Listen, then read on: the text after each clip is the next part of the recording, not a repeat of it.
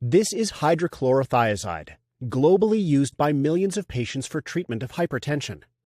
It has been previously shown to provoke sunburns and has been linked to an increased risk of lip cancer.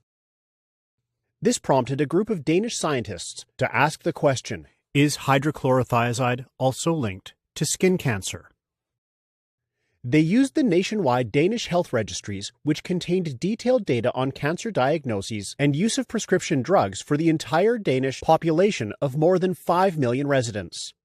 Using these data, the researchers could investigate with great precision if users of hydrochlorothiazide are diagnosed more frequently with skin cancer. They did it like this. First, they identified 80,000 patients with a diagnosis of so-called non-melanoma skin cancer, and a group of 1.5 million persons without skin cancer. Then, they mapped out how much hydrochlorothiazide had been filled at the pharmacy among the persons without skin cancer, and how much of the drug had been filled among persons in the skin cancer group. And the result was clear. The more hydrochlorothiazide a person had used, the higher the risk of skin cancer. The risk of the most common skin cancer, basal cell carcinoma, was increased by a modest 30% among long-term users. However, the less common but more serious squamous cell carcinoma showed a much stronger association with hydrochlorothiazide use, with long-term users having a 4-fold increase, rising to a more than 7-fold increase among those with the longest use of the drug.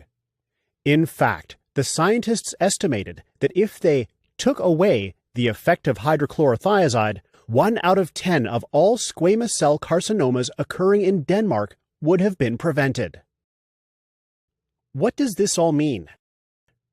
These newly identified associations between hydrochlorothiazide and skin cancer needs to be weighed against the known benefits of using the drug. As there are many other antihypertensives available with no association to skin cancer, the use of hydrochlorothiazide could be reconsidered. This could hopefully lead to a safer antihypertensive treatment in the future.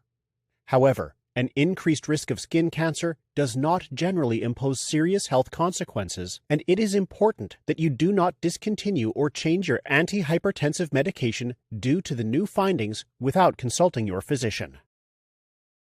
The study is published in the Journal of the American Academy of Dermatology and was conducted by researchers from Denmark with funding from their universities, the Danish Independent Research Council, and the Danish Cancer Society.